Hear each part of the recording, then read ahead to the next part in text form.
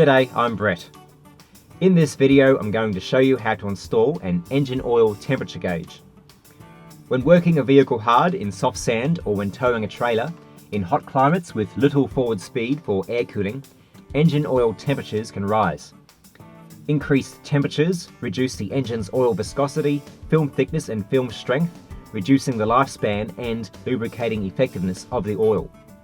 At above 130 degrees Celsius, or 266 degrees Fahrenheit, engine oil degrades rapidly. So to keep my oil lubricating my engine effectively, I'm installing an oil temperature gauge to better monitor engine oil temperatures and allowing me to respond to high temperatures, such as by pulling over, idling the car with the bonnet up to assist in air cooling. Now I've chosen a video matched gauge and sender unit.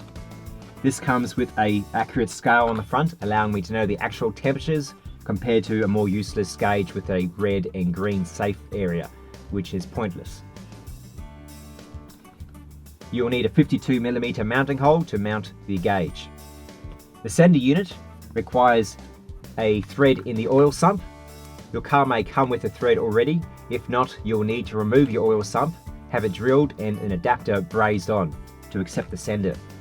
An alternative is if you have a large oil sump plug, you may be able to remove it, have it drilled and tapped to accept the sender, or you can search eBay and find a sump plug adapter ready-made.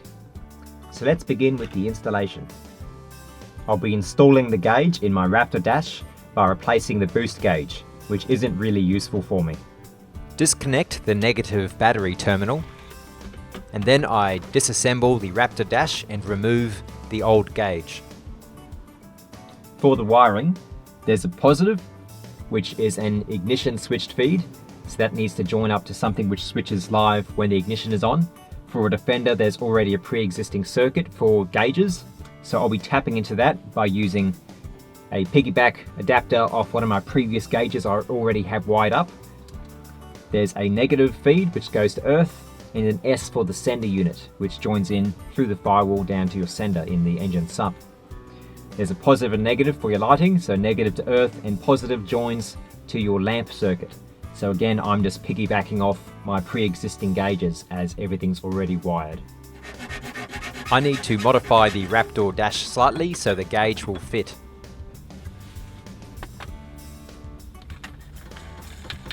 Screw the gauge mount on, and then connect all the wires, positive to positive, negative to negative, lamp to lamp. Next I have to run the wiring for the sender through the firewall, behind the dash up to the gauge. The dash will need to be removed and the wires pulled through the firewall grommet. I use fine tie wire behind the dash to help pull the wire through. Crimp on the connector for the sender wire and fit to the S terminal. Then reassemble the dash. Install the sender. I did a quick Indiana Jones styled swap and didn't lose any oil. Tighten up and attach the sender wire. And that's the installation complete. I just went for a quick spin around the block a few times. I've got the temperature up to 80 degrees Celsius, which matches my other gauges.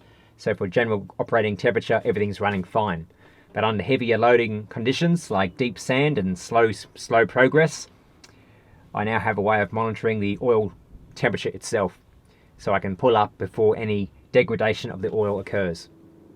Thanks for watching. Did you enjoy this video? Then please click subscribe and share it on Facebook and Twitter.